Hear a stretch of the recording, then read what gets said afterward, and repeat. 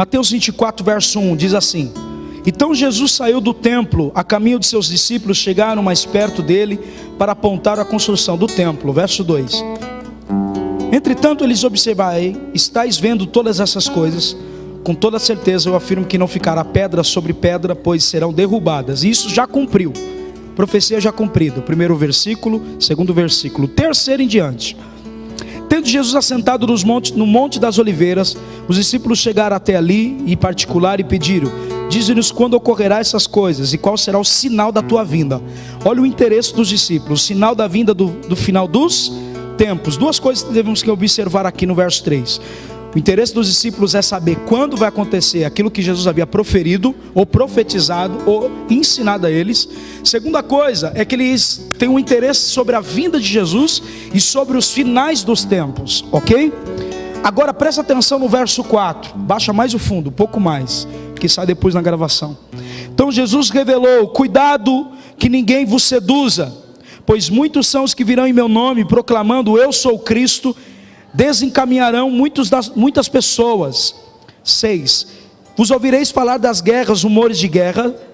Todavia não vos desespereis, porque é preciso que tais coisas ocorram, mas ainda não será o fim. 7: porquanto nação se levantará contra nação, reino contra reino, haverá fomes, terremotos em vários lugares. Contudo, esses acontecimentos serão apenas como as primeiras dores de um parto. Verso 9: então eles vos entregarão para serem afligidos e condenados à morte.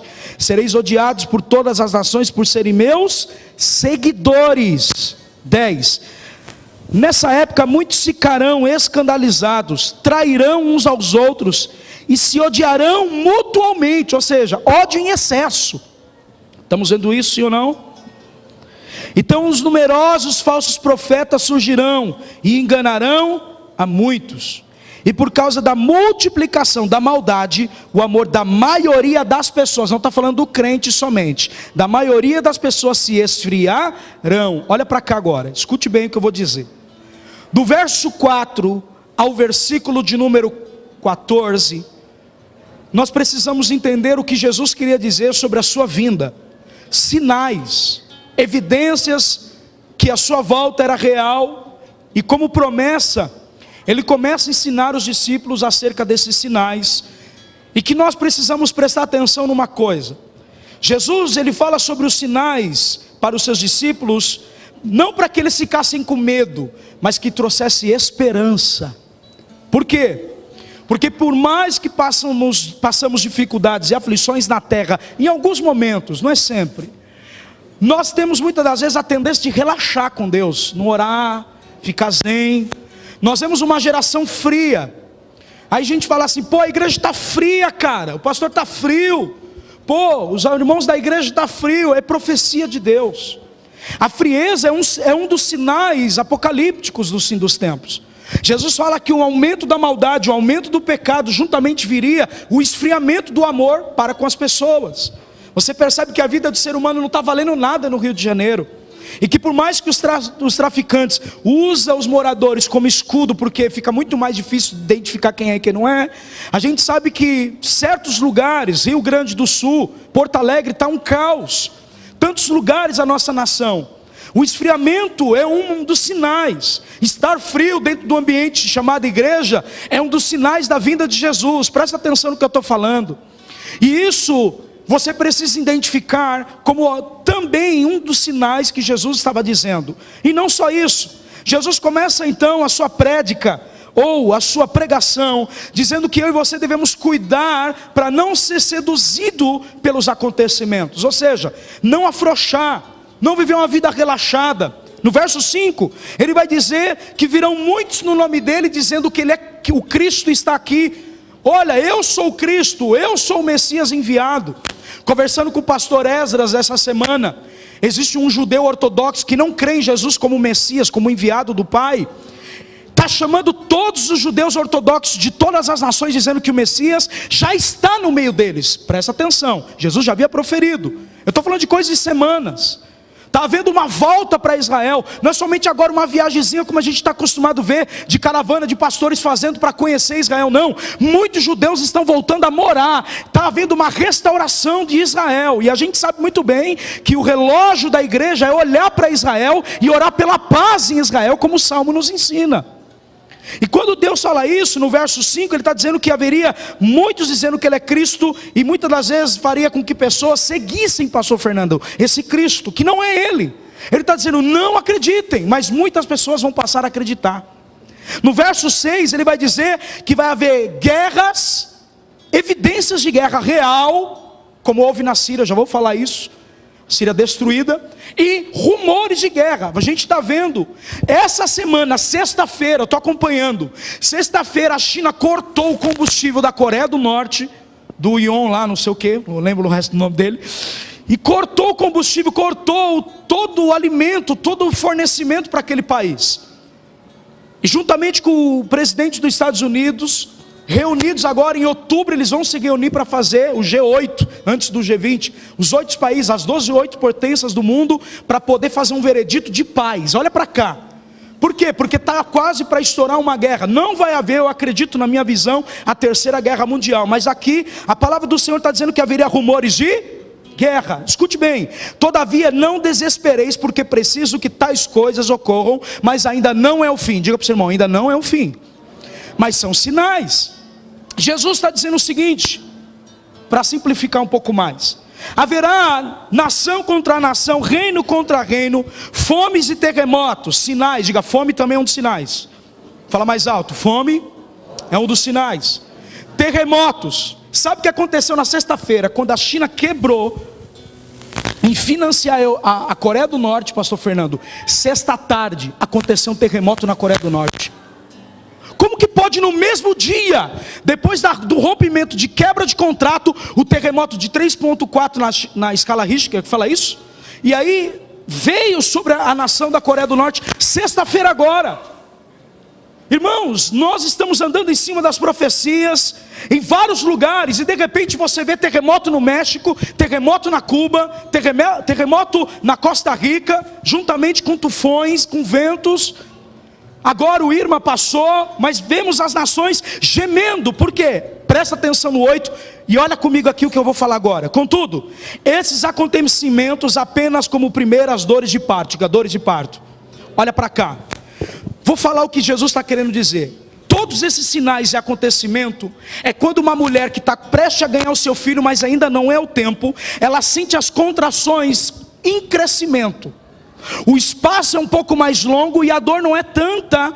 Quando o bebê já está quase para sair, acontece o inverso. As contrações são maiores, são mais evidentes, são mais consistentes, e o espaço de tempo se encurta. O que tem a ver, pastor? Jesus está dizendo assim, que esses sinais, antigamente eu e você ouvia sobre isso após 5, 10 anos, uma década demorava para acontecer esses sinais, não é verdade? Demorava talvez 100 anos para acontecer evidências como essa, mas nos nossos dias, Jesus falou o seguinte: quando uma dor de uma mulher, como tivesse as primeiras dores de parto, Ele está dizendo, o tempo vai diminuir das evidências dos terremotos, da fome, dos sinais, e a contração, porque o bebê já está quase para vir à luz e nascer. Ele está dizendo que isso seria o sinal da sua vinda. E o verso 9, ele está dizendo o seguinte: entregarão para ser afligidos e condenados à morte. E não só isso, sereis odiados por todas as nações e serão perseguidos. O ano passado assistimos na televisão que lá na Síria, alguns cristãos, por invadir a Síria, pregando o evangelho, no verso 14 diz que temos que pregar o evangelho do reino, quando o evangelho for avançado. O que eu quero dizer? Que esses sinais, ele evidencia a volta de Jesus, mas a missão da igreja é pregar o evangelho do reino. Nós estamos vivendo os dias que está acontecendo, o que Jesus proferiu, não aconteceu em uma década passada, não aconteceu alguns 100 anos atrás, está acontecendo na nossa geração. Então eu e você precisamos arrumar a nossa vida, porque logo em breve a coroa da vida está sendo aguardada para aqueles que permanecerem até o fim, meu irmão. Sabe o que eu quero dizer? Nós estamos vivendo nos nossos dias essas contrações. As nações estão gemendo. Jesus está dizendo que isso deveria ser levado com muito Cuidado na nossa vida. As pessoas muitas vezes vivem essa evidência dentro da realidade da sua vida, como se isso fosse acontecer daqui 10 anos, pode acontecer agora. Escute bem, olha o que ele diz: entregarão afligidos e condenados à morte. Você lembra que aqueles 15 homens foi degolado em meio da praia o ano passado? Quem lembra disso? Está aqui. Está acontecendo na geração passada ou na nossa? Fala alto. Nenhuma geração teve mais sinais do que a nossa está tendo. Sereis odiados por todas as ações. Quem quer ser amado pela terra não pode ser seguidor de Jesus. A Bíblia está dizendo que odiariam a nossa vida. Olha o que ele fala no verso 10: nessa época muitos ficarão escandalizados, trairão uns aos outros e serão odiados mutuamente. 11: e inúmeros falsos profetas surgirão e enganarão a muitos. Presidente da França, Macron, a palavra Macron no hebraico é Emmanuel, ele diz que ele é o Cristo. E a prédica do cara quando assumiu o trono, sabe o que ele falou? A presidência da França, ele começa então um trabalho de fazer unidades das nações, pastor Fernando.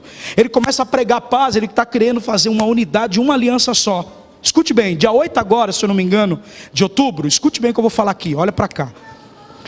Se o G8, juntamente com o presidente Trump e os outros, a China e todos os países, a Rússia, que são aliados, Israel, se unirem nesse G8 e colocar um tratamento de paz por 7 anos, você sabe o que significa isso? Quanto tempo que será a grande tribulação? Pode pôr a barba de molho que Jesus vai voltar logo. A pessoa está fazendo a vida dela achando que vai dar tempo de ela curtir o mundo e voltar. Não vai dar tempo não. É melhor ficar dentro da igreja e ser salvo. Aleluia. Não dá tempo de te desviar, meu irmão. É isso que eu estou falando. Não dá tempo de ficar dentro da casa do Pai arrumando intriguinha ou confusão. Está na hora da gente ser crente de verdade, ser justo. Verso 12 vai dizer que a multiplicação da maldade, o aumento do pecado, a imoralidade sexual. Viemos agora de uma semana inteira sobre o caso do Santander. Terrível. Ninguém é de ninguém no mundo. Não importa, as pessoas não veem mais aliança no dedo esquerdo, parece que instiga ainda mais. Não tem mais respeito. Tem jovens dentro da igreja com 12, 13 anos que nem virgem mais é. Nós estamos vendo um aumento do pecado, e o pecado desenfreado. As pessoas traem umas às outras, odeiam umas às outras, dificultam o perdão uma das outras. A palavra diz que isso era sinal. Verso 13: aquele porém que continuar até o fim, esse será salvo. A minha agora a preocupação: cadê os pastores da campanha? Por que existe um blackout nos altares brasileiros? Por que ninguém prega sobre essas coisas? Por que as pessoas não preparam o povo para passar pelas situações difíceis e ter uma vida reta com Jesus? Porque sabe por quê, meu irmão? Eles não estão preocupados com a sua salvação. Eles estão preocupados com o seu dízimo, com o seu bolso. Se você tem casa, se você tem carro, mas levanta a tua mão. Nesse lugar nós vamos preparar uma igreja santa, imaculada, gloriosa, que vai se encontrar com o noivo na glória. Temos que levantar uma igreja pela palavra. O apóstolo Paulo diz em Efésios capítulo 5 que a noiva seria purificada pela lavagem da palavra e seria gloriosa, sem ruga, sem mancha e sem mácula. É a palavra que prepara a igreja. Com essa ideia de falar, como que eu vou esperar uma coisa que é para o futuro, pastor? Você está pregando a volta de Jesus, estou casamento arrebentado, quero uma solução para o meu casamento. Pastor, eu estou desempregado, você está falando que Jesus vai voltar, eu quero uma porta aberta para me pagar meu aluguel, para me pagar minhas contas, eu não quero saber disso. O povo foi se alimentando com mensagens como essa, e os nossos mestres, a nossa nação, foi alimentando isso, pastor Fernando. Isso é evangelho, mas não é todo evangelho. Fazendo um povo perder o respeito pela presença, perder o temor, vive debaixo dos panos, cheio de máscara. Você repreende, não gosta. Você ama, repreende porque ama, não gosta. Temos uma geração mimada, uma geração que não sabe orar, uma geração que não sabe buscar a Deus, não sabe mais que jejum, não sabe mais que palavra. Mas Deus vai levantar aqui nessa noite. Levanta a mão. A tua casa está sendo protegida pelo sangue. Eu quero te dizer que isso é esperança. Ele vai voltar, vai vir buscar a sua igreja. Persevere, doe quem doer, goste quem gostar. Ele é santo e existe uma igreja sendo preparada. Temos que mudar. Temos que mudar. Hoje o culto é curto, fica tranquilo. Quando os acontecimentos vêm sobre nossa nação, ou sobre as nações, como dores de parto, como evidência, o encurtou o tempo, e as evidências têm sido maiores. Quem entendeu até aqui, diga amém. O verso 14 se preocupa quem? Nós que somos filhos de Deus, que estamos aqui, devemos ouvir o que o apóstolo Paulo nos ensinou na sua carta aos Romanos, no capítulo 8, que a criação geme e aguarda a manifestação dos filhos de Deus. Nós temos que se manifestar, pregar o evangelho, sair das quatro paredes, começar a mostrar para as pessoas que a vinda de Jesus é iminente, é agora, é para esse tempo. A nossa geração é a geração da volta de Jesus. Não, você não entendeu o que é isso? Estou dizendo que você vai morar no céu. A coroa está sendo limpa, a veste está sendo limpa. Deus vai te levar para lá, meu irmão. Nova Jerusalém te aguarda.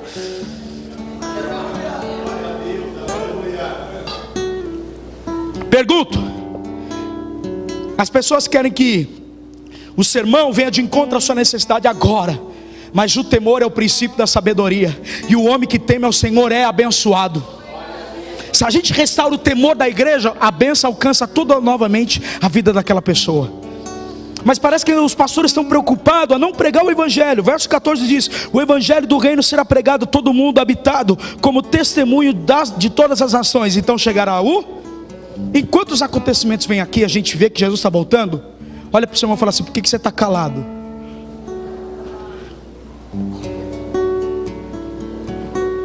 Está acontecendo, Jesus está voltando. Tá, eu sei, os sinais estão aí. Mas o que eu estou fazendo para pregar o evangelho? Nós temos que preocupar a pregar o evangelho, a cuidar das pessoas na hora das evidências. Escute bem, vou dar alguns dados aqui para você. Olha para esse irmão querido e fala assim: tá ruim? Fala para ele: vai ficar pior um pouquinho. O sinal, vou falar aqui para você, não é profeta não é profecia de Deus não, essa aqui é a profecia da Bíblia. O Brasil não vai melhorar, não espere. Não entendeu o que eu falei? Não entendeu? O Brasil não vai melhorar, porque não pode melhorar o que Deus falou que iria acontecer. O Brasil precisa gemer. Aí eu vou falar já dos sinais que a gente está sofrendo apocalíptico, diferente das outras nações. As outras nações é tufão, é terremoto, catástrofes naturais. A gente falou sobre isso aqui, mas o Brasil é diferente, o abalo. Eu já vou falar os abalos que está acontecendo com a gente. O primeiro sinal da volta de Jesus é os escarnecedores. Pedro anuncia em 2 Pedro, no capítulo 3, 3 e 4, anunciando a condição de prevalecermos nos últimos dias, contra a descrença, contra o desrespeito com os sinais da vinda de Jesus. As pessoas que têm dúvidas sobre a volta, que não estão andando na verdade hoje, que sabe por letra, mas não vive como se ele voltasse hoje. Olha para o seu irmão, você tem que viver como se ele voltasse hoje para você. O escarnecimento moderno é o seguinte, é relativo. Depois da queda do muro de Berlim veio três coisas: o pluralismo, o humanismo e o relativismo. O humanismo é tentar humanizar aquilo que não dá para ser humanizado, que é divino. Aí a idolatria entra nisso. A segunda coisa, o que é relativo, o que é pecado para você, pastor, talvez não seja para mim. É muito radical viver como você vive. Eu não quero. E o pluralismo, cada um tem sua verdade, mas a verdade, eu escolhi uma verdade para mim: Cristo, Ele é o caminho, a verdade e a vida. Ninguém chega no Pai se não for por Ele. Eu escolhi uma verdade. Se eu escolhi uma verdade, eu não tenho mais escolha. É essa verdade que vai fazer eu prevalecer. É essa verdade que vai me guiar. Alô? Primeiro sinal é esse: escarnecendo as doutrinas. As pessoas entrando num pluralismo terrível, educando as crianças em sexualidade. Criança inocente, querido. 2 Timóteo 4:1, o apóstolo Paulo também fala, escutem, nos últimos dias sobrevirão tempos terríveis. 2, homens amarão a si mesmo, serão ainda mais gananciosos, arrogantes, presunçosos, blasfemos, desrespeitosos aos pais. Olha aí, pai, sabe por que teu filho não te respeita? Porque a Bíblia diz que esse é o sinal. Desrespeitosos aos pais, ingratos, a ingratidão faz parte dos últimos dias. O ímpio, sem amor, incapaz de perdoar, guarda mágoa. É esses dias aqui, ó. Caluniadores, sem domínio próprio, cruéis, inimigo do bem. Pastor Fernando, a nossa nação vive o seguinte: aquilo que é mentira se tornou verdade, cara. E aquilo que é verdade ninguém quer. Está aqui, ó, dizendo aqui, ó. Inimigos de tudo que é bom. Ah, é bom? Eu não quero, eu prefiro o que é ruim. Eu quero sofrer. Aí olha aqui para mim: traidores, inconsequentes, orgulhosos, amigos dos prazeres, muito mais do que amigos de Deus. Olha o que Paulo diz: amigos do desejo da carne, amigo dos prazeres. Por isso que aumentou o pecado e o amor esfriou. É os últimos dias. A pessoa ama a carne, ela quer viver no mundo mesmo, não quer saber de Jesus. São sinais da vinda dele, com aparência de piedade. Agora é os mascarados. Você olha e você fala, cara, é santo mesmo, mas por detrás dos bastidores, irmão do céu, é aquele crente que é anjo na igreja e demônio em casa. Todavia, negando o seu real poder, afasta-se, portanto, desses também. Diga para o seu irmão, afasta de pessoas como essa, viu? E deixa o Espírito Santo fazer. Identificou? São sinais dos últimos dias. Diga para o seu irmão, o primeiro sinal é escarnecendo a doutrina do Senhor. Segundo sinal, guerra. Mateus 24, do 6 ao 7, falamos isso. No século 20 testemunhamos duas maiores guerras históricas, de 1914 a 1918, presta atenção aos dados agora, 1939 a 1945. No total, mais de 70 milhões de pessoas morreram, ficaram feridas, desapareceram. O século 20 foi a mais sangrenta já registrada na história. Sinais da vinda de Jesus. Terceiro, diga para o seu irmão, fome. Mateus 24, 7 vai dizer fome. Os últimos 100 anos testemunhando os 4 maiores fomes de toda a história. Rússia, 1921 a 1933. Na China, de 1928 a 1930, 2 anos. Bangladesh, 1943 e 1944. Estima-se que a de Bangladesh foi a mais sangrenta, a mais terrível fome. Matou 20 milhões de pessoas. Fome. A maior causa no mundo é fome, não é o suicídio. Alguém está me ouvindo aqui?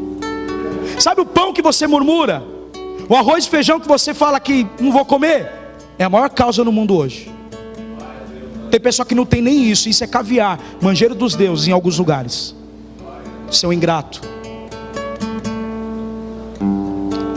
Recebe que é de graça. Quarto sinal, pestilência. 2015, o Rio de Janeiro perdeu 1.500 pessoas pela dengue. Alguém está me ouvindo? Sinal de pestilência, Mateus 24, 7. O século passado testemunhamos as maiores pestilências. A história, a gripe espanhola é a mais conhecida. 1918, estima-se 20 milhões de vítimas morreram. Diga para o seu irmão, esse é o risco. Sinal, quinto sinal, terremotos, Mateus 24, 7 também. Último século ainda testemunhamos 2 maiores terremotos da história. China, 1920. 118 mil pessoas morreram na China. Japão, 1923, totalmente 1,5 milhão de pessoas morreram. Quase 200 mil pessoas, 1,5 milhão de feridos e quase 200 mil pessoas morreram. O terremoto no Japão, querido, foi descrito um dos maiores terremotos, das maiores catástrofes que houve. Você lembra lá que a ponte? Lembra disso? Passou na televisão, assim ou não? Foi esse aí. Faltou o terremoto da história ocorrida. Diga para o seu irmão, após do Haiti, 9 graus na escala Richter. Foi o mais terrível. Vai lá no Haiti, não tem nada. Está destruído o país. Diga para o seu irmão: sinal de terremoto é a vinda de Jesusinho, é a volta do Senhor.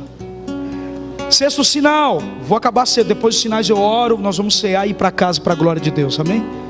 Aumento do pecado.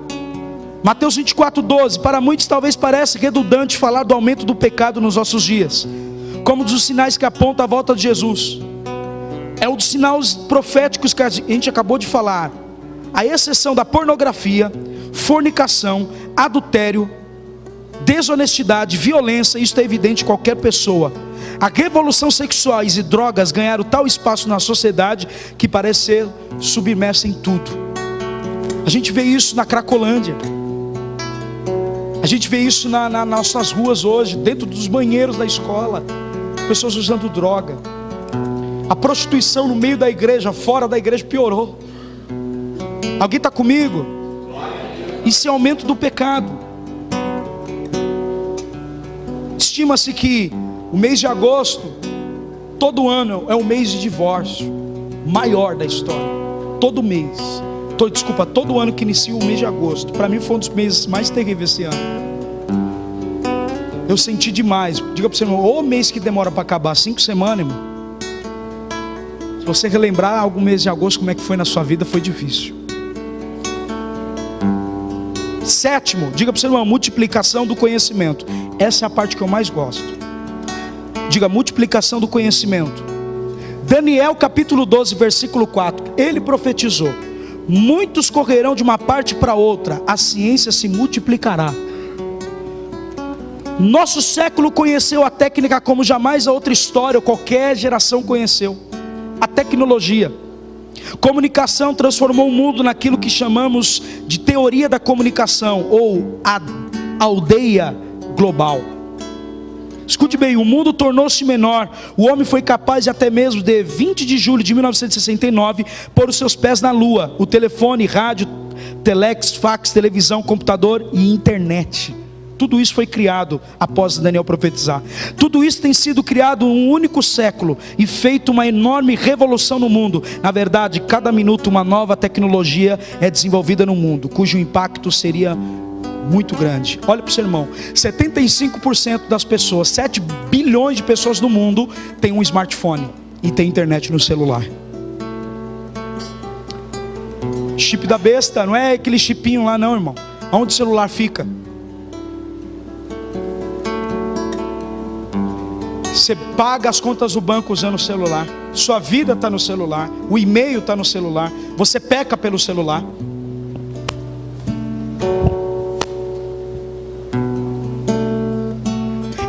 Em 2014, para ser exato, Reino Unido ficou em segundo lugar como a nação que mais divorciou em 2014. Por onde começou? Rede social, Facebook. Daniel falou que esse dia chegaria, e quem está experimentando isso? Diga, a nossa geração. Fala alto. Irmão, você está nos sinais de Apocalipse. Jesus falou que isso aconteceria. Daniel falou. Hoje é mais simples, não dá para ir tão profundo hoje, mas é isso aqui mesmo. O oitavo sinal é como os dias de Noé. Fala para o seu irmão, dias de Noé. Mateus 24, do 37 ao 39 vai dizer: nos dias de Noé, avanço de grande conhecimento da civilização foram ofuscados pela violência e desenfreamento. Olha o Rio de Janeiro. E nos dias de Noé não era somente a violência. Casava e dava-se em casamento, descompromisso matrimonial, luxúria, homossexualidade, tudo. E Jesus falou: a minha vinda é como nos dias de Noé. As pessoas não terão compromisso, mas o juízo vem. Serão pegas de surpresa. Como Noé era um pregador da justiça, segundo Pedro relatando, ele diz, ele pregava a justiça, ninguém acreditou, até vir o dilúvio. Diga para o seu irmão, arruma a tua vida hoje, em nome de Jesus. Fala para ele aí. Ora mais. Eu quero que você pelo menos luta com o seu pecado, irmão, amanhã. Pelo menos fala assim: Deus, eu estou viciado, me muda, eu não quero mais. Ore! Não faz nem força para não pecar. Vamos para o juiz do Brasil, quem está comigo? Para mim, um dos mais, para mim, na minha época, na nossa geração, o que mais mexeu comigo, não sei com você, foi o da Boate Kiss. 2013, 27 de janeiro, em Santa Maria, uma boate foi incendiada, 242 jovens morreram. Que você não faça parte dessa geração, viu, jovem? Você não sabe qual é o laço do diabo para te destruir. Então não brinca com a tua vida. Jovens que estavam estudando, universitários, não, queridos, sonhos que não foram realizados. E eu pergunto, eles não estavam cantando na balada, erguei as mãos e claro, não estava não. Não deu tempo de orar. A história, o relato diz que alguns tentaram mandar e-mail avisando o pai: pai, eu vou morrer. Tem famílias que até hoje não se recuperou em depressão. Existe um espírito de abatimento naquela cidade. Cadê a igreja agora? 242 jovens que poderiam ser missionários, profetas nas duas áreas profissionais. Estou falando de altar não, dentro daquilo que ele se formou, Deus ia usar eles. Você não precisa ser pastor para ser usado, só seja um bom crente, irmão. Seja um bom advogado, seja o melhor advogado, seja o melhor vendedor, seja o melhor no que faz. Diga para o seu irmão, o segundo é o pior. Também 2014, um ano seguinte, sofremos com a maior seca da história do país. Brasil, Deus está chacoalhando a gente. 2014 foi crítico, a seca abalou, atingiu nível preocupante de poucas vezes visto na história do local. Um símbolo desta crise diminuiu a trágica sistema da Cantareira, o reverso administrativo da Sabesp, respondendo pelo acordo abastecimento da água. 8 milhões de pessoas ficaram em seca, região sudeste.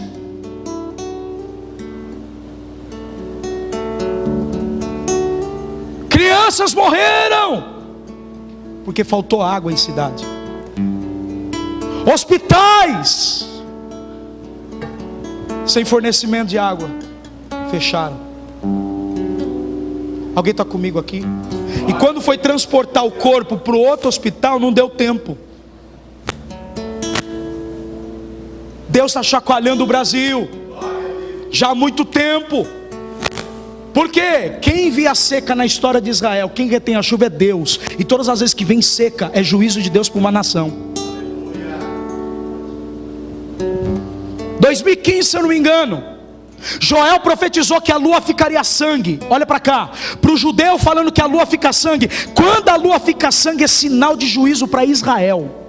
Quando na Páscoa de 2015 a lua apareceu, a NASA chama de tétrates lunares. Vai lá no Google e pesquisa. Quando a lua, Joel tinha visto dizendo que a vinda do Filho do Homem seria esses sinais. Alguém está comigo? Você entendeu como é muita coisa para ligar? Não dá só nenhum culto? Então vou tentar resumir tudo agora. Quando a Bíblia diz que Joel viu a lua se ficando em sangue, é sinal. E eu pergunto, desde Gênesis, a lua governaria a noite e o sol governaria o dia. Fala de governo. Quando Deus viu que o governo dos homens estava sendo proferido, não estava glorificando a Ele, então Joel viu, falou: isso vai acontecer quando o Messias vir. Quem participou? A nossa geração. 2015 todo mundo ficou lá. Alguns pastores estavam em Israel, a lua ficou em sangue.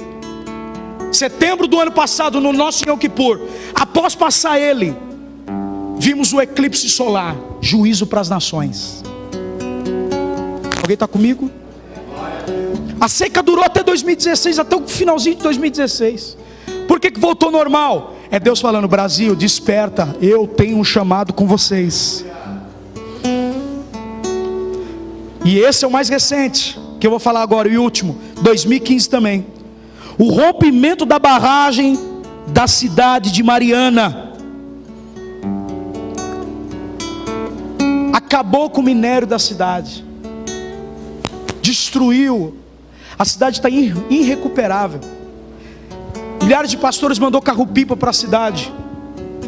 Diz que foi um dos mais terríveis rompimentos da história, que mais afetou a natureza. Alguém está comigo? Brasil, Deus está chacoalhando a gente. Quer que eu fale um recente agora? 2017, era da corrupção. Deus está abalando a economia. O que está escrito na nossa bandeira? Ordem aí. Tudo que estava debaixo do tapete será pregado aos telhados, disse Jesus. Nada mais vai ficar escondido. O Brasil precisa ser quebrado na sua moral. A gente é muito soberbo. A gente se acha, ainda dá Pelé quando vai em outra nação. A gente acha que tudo não acontece, somos intocáveis. Futebol, nós somos o melhor. Até Deus permitiu tomar 7-0 da Alemanha.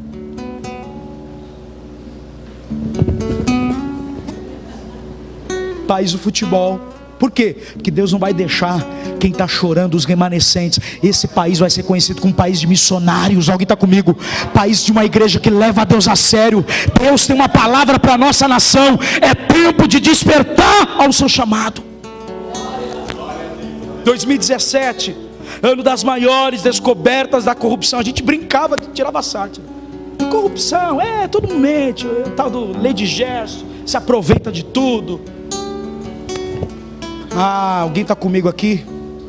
São sinais, diga para o seu irmão, são juízos sobre o Brasil.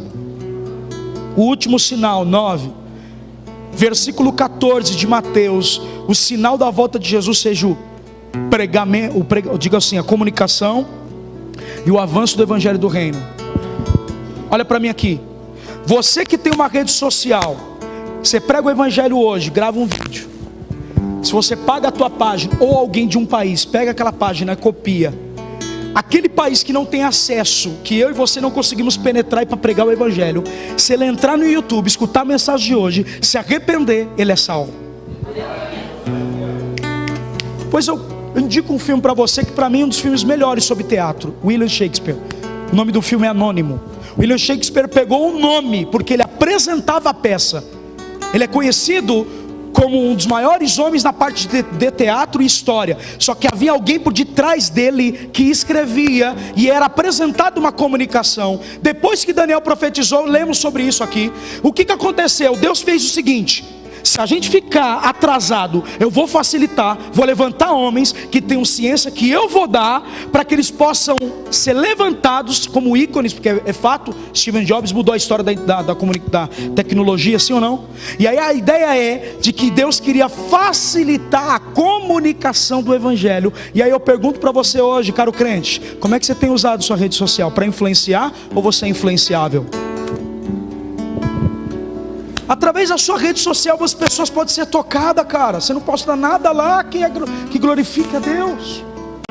As pessoas olham para mim. 89% das pessoas que entram na internet ou que vão até a nossa página, elas não vão buscar cabelo, não vão buscar corpo, não vão buscar comida. Elas querem uma palavra de fé e de esperança. Isso é comprovado. Então o que a gente está fazendo com a comunicação e com a facilidade da rede social que Deus nos deu, gente? Prega o evangelho do reino, gente. Use isso para a glória de Deus. Tiago capítulo 4 hoje diz: sede vós igualmente perseverantes, porque a Bíblia diz em versículo 13 de Mateus 24, que aquele que perseverar até o fim será salvo. Não é quem aceita Jesus, é quem permanece em Jesus. Persevere, fortaleceu o vosso coração, porquanto a vinda do Senhor está próxima. Alguém está comigo? Diga para ele: a vinda do seu mestre está próxima. Se você não levar isso a sério, querido, não tem outra mensagem para você.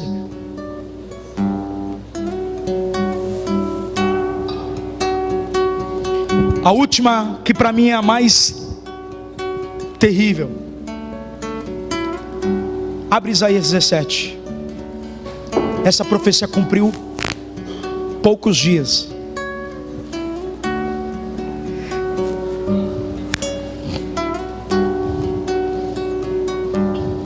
Isaías 17, verso 1.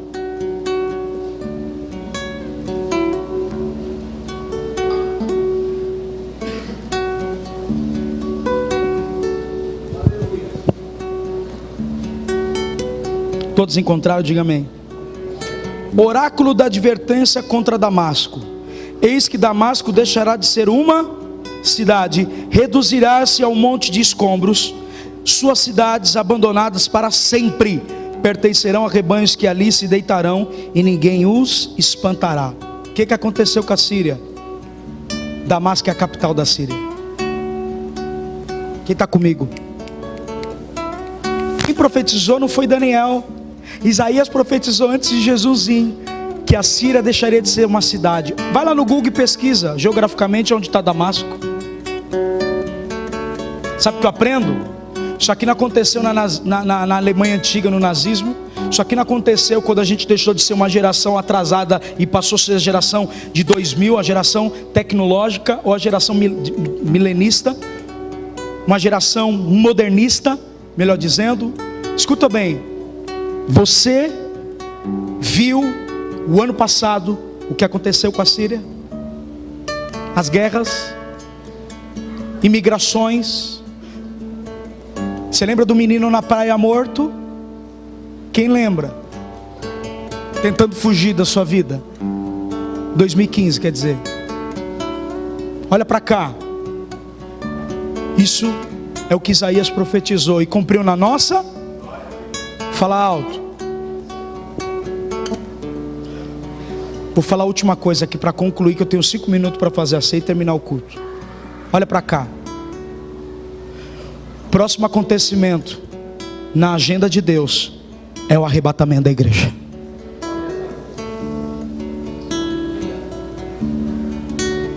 Você está pesquisando comprar casa? Compre.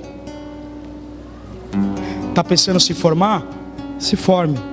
Eu estou falando para você ficar dentro de um quarto, ficar crente, beato, dentro fechado, sem fazer nada, sem pregar o evangelho, não é isso. Eu estou falando para você ser um pouco mais justo. O que eu quero dizer é que nós precisamos ser verdadeiros diante da presença de Deus.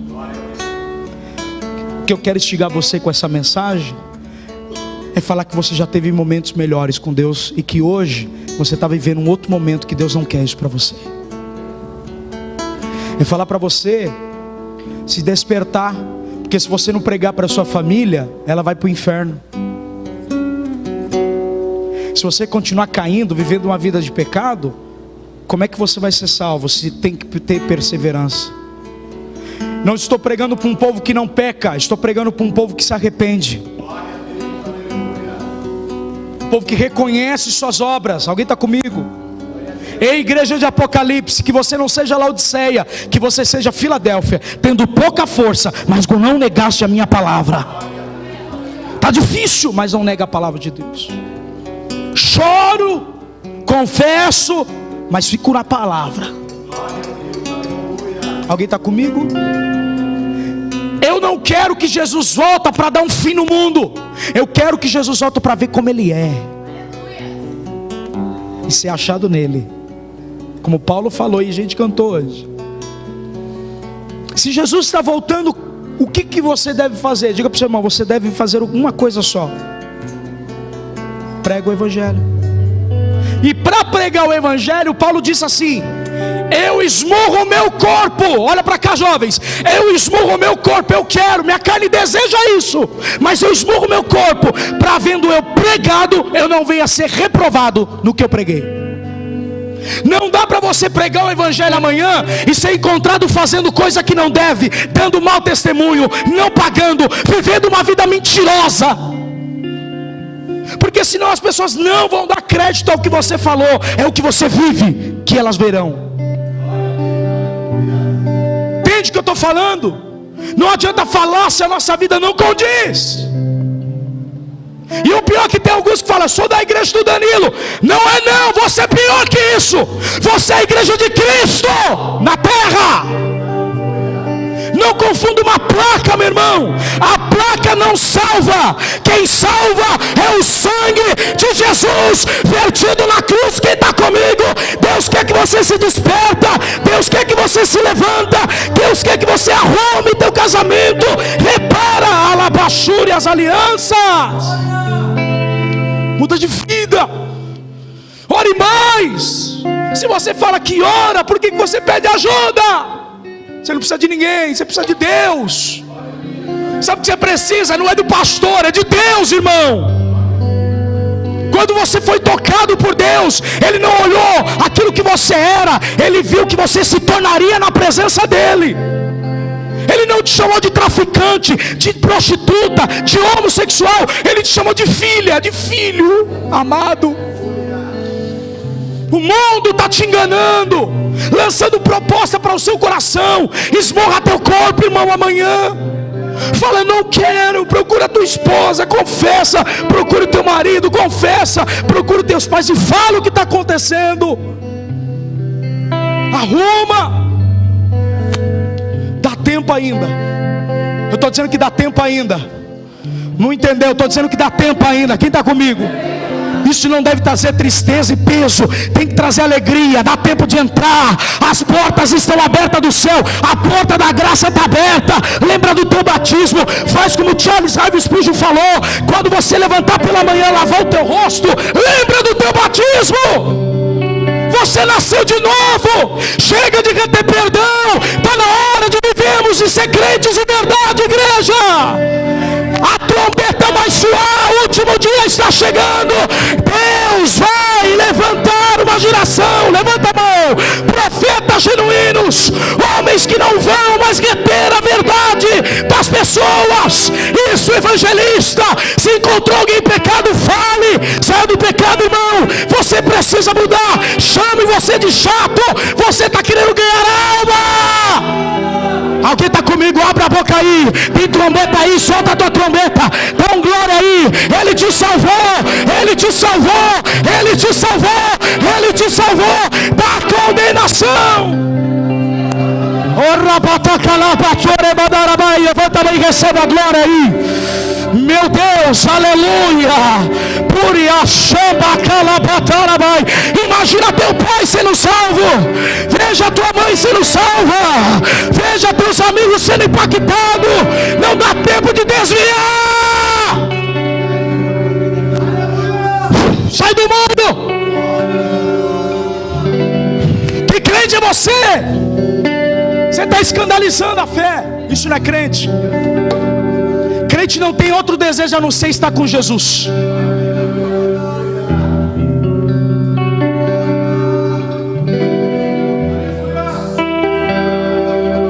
É por isso, como virão se não há quem pregue? E como pregarão se não forem enviados? Por isso que a igreja tem que ser uma igreja missionária, que investe em evangelismo, que investe nas crianças, que investe na educação, que ensina.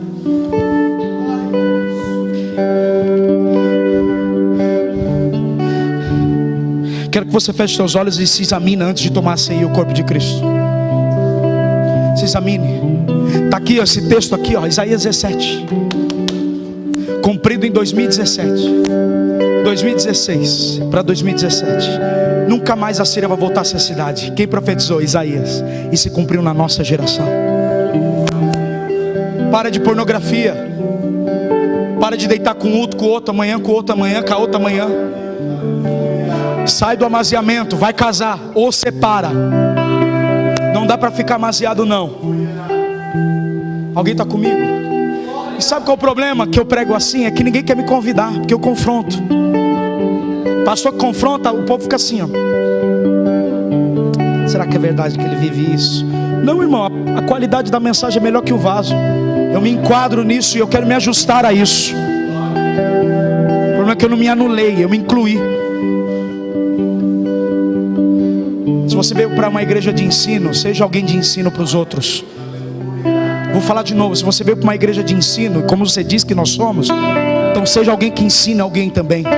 Seja alguém que se importa pelo patrão que não é crente. Seja alguém que se importa pelo tio que não é crente. Você se reuniu com a sua família essa semana para orar? Ou correu demais por causa disso aqui, ó? Ó. Tô correndo, teu filho está desviado. Tô correndo, minha filha está desviada. Se é uma coisa que eu prometi para Deus, eu falo assim: eu posso perder todo mundo da comunidade, mas o Mateus, minha esposa, vai ser crente. Vou apacentar minha casa. Eu quero viver, irmão, eu quero mudar. Eu espero que esse sermão não fique aqui, saia aqui e você ache legal. Eu espero que ele toque sua vida e transforme e te leve você a um novo nível espiritual. Te leve a um novo nível essa semana de temor, de reverência, de respeito, de pensar 10 vezes em voltar atrás. Deus quer renovar as promessas, cara.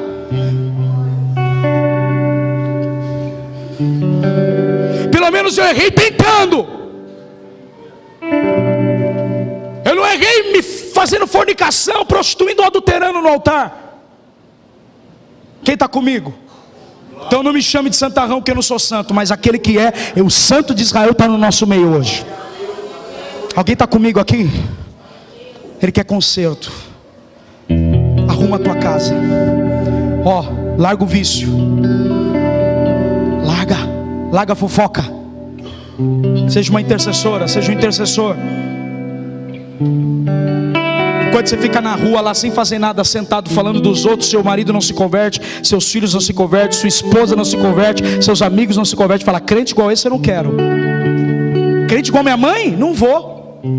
Crente igual meu pai? Meu Deus me livre, não quero. Não, irmão, está na hora das pessoas falarem assim: eu quero ser crente igual a você.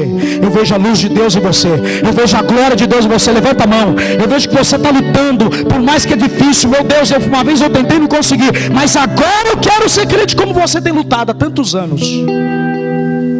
Espinho na carne. Ei jovem, eu tive 19 anos, eu sei o que é você lutar, querido. Ó, a internet, amiguinho da escola, proposta. Mas quando você estiver preso nesse vício, eles não vão te ajudar. Aí você vai ver o pai chorar, a mãe chorar, o pastor chorar, o amigo chorar. E você fala assim: pastor, eu estou dentro de uma casa de recuperação, cara, eu não consigo sair da minha luta. Ninguém mais acredita em mim. Eu estou dizendo, os céus acreditam em você, Daniel. Os céus acreditam em você, querido. Deus não fez o inferno para condenar crente, aleluia. Deus fez um céu para aguardar os crentes subir com Ele. Diga para o seu irmão: fiz proposta para subir. Fala para ele: fiz proposta para subir. Não foi para ficar. Se arrependa, irmão. Apaga as luzes, quero que você ore, quero que você chore, quero que você se examine.